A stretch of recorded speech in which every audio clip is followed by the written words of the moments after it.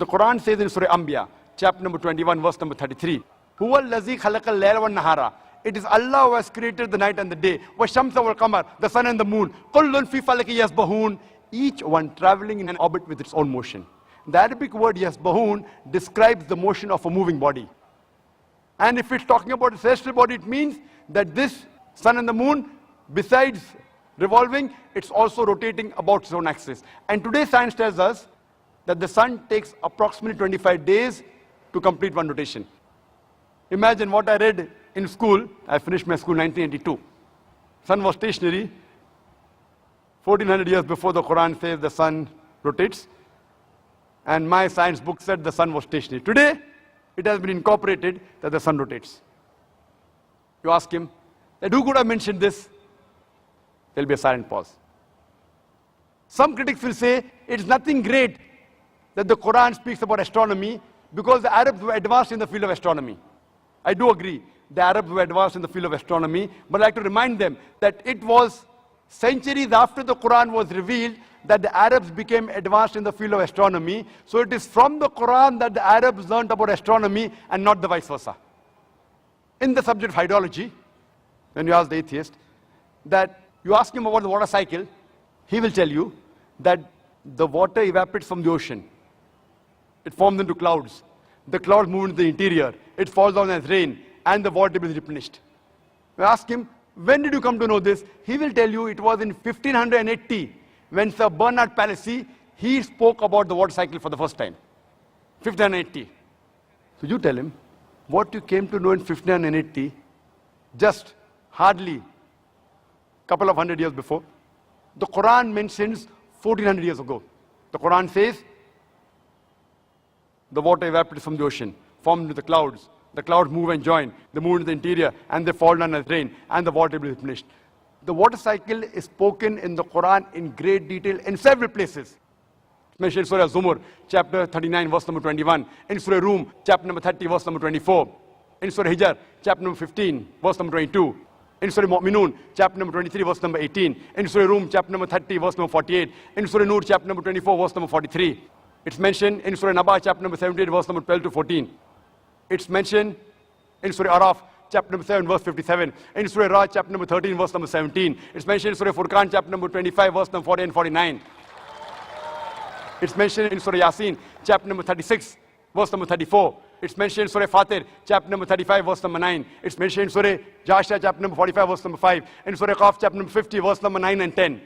It's mentioned in Surah Waqia, chapter number 56, verse number 67 to 70.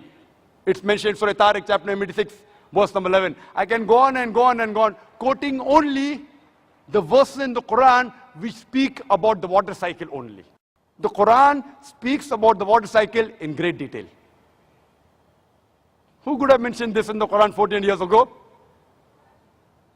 No reply. Don't worry, continue.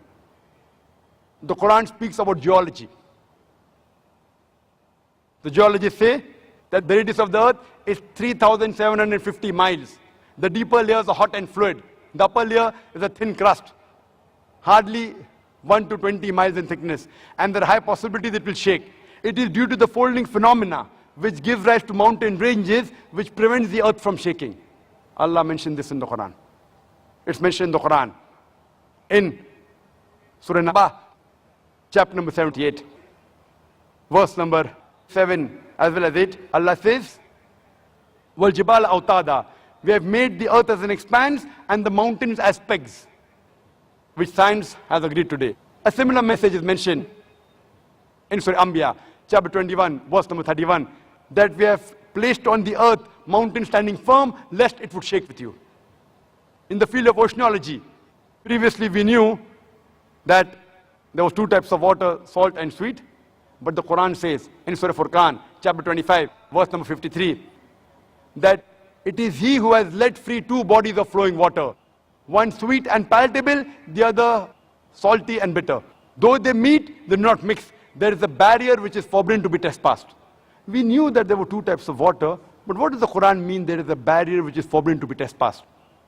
Today we know that whenever one type of water flows into the other type of water, it loses its constituents and gets homogenized into the water it flows. This homogenizing area is called as a barrier, a barzakh in the Quran. Quran mentioned this 14 years ago.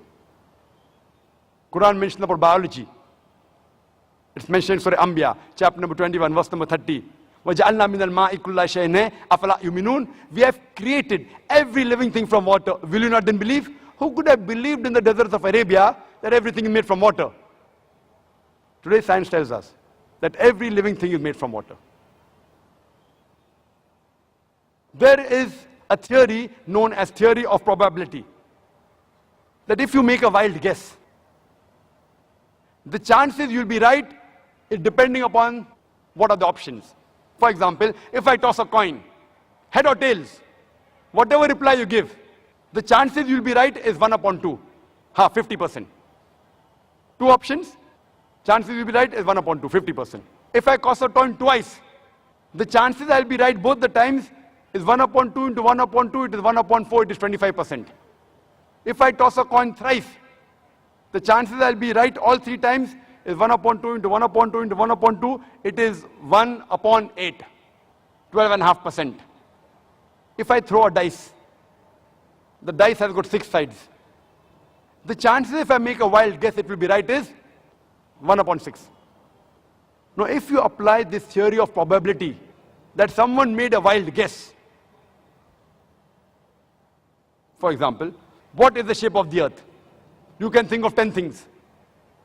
Flat, square, rectangle, triangular, hexagonal, on and on, maybe spherical. The chances if you make a wild guess it is spherical, it will be right is 1 upon 10. If you ask a person, the light of the moon, is it its own light or reflected light? If he makes a wild guess, chances he'll be right is 1 upon 2.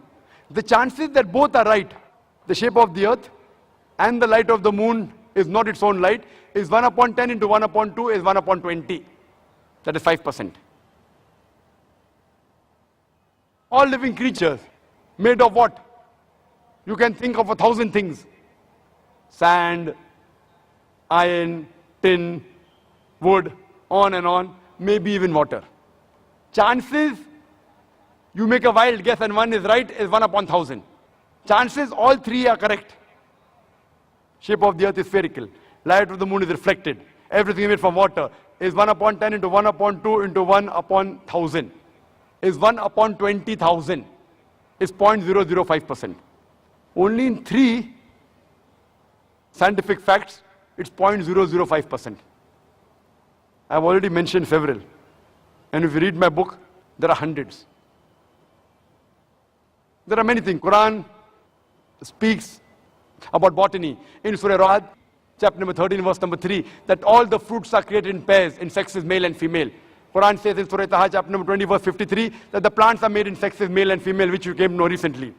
In the field of zoology, Quran says the animals and the birds live in community like the human beings. In Surah An'am, chapter number 6, verse number 38, which we came to know recently.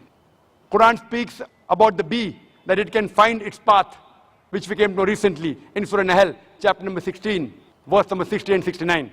The Quran says that the worker bee, the female bee, previously thought it was the male bee.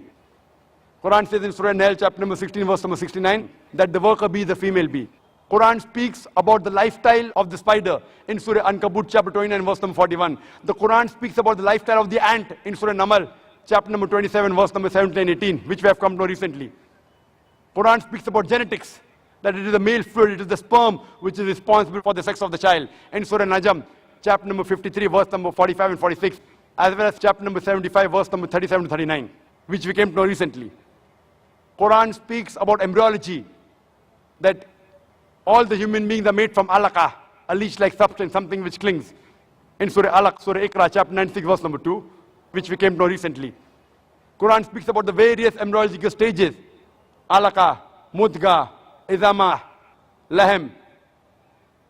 In Surah Mu'minun, chapter number 23, verse number 12 to 14, which we have come to know recently.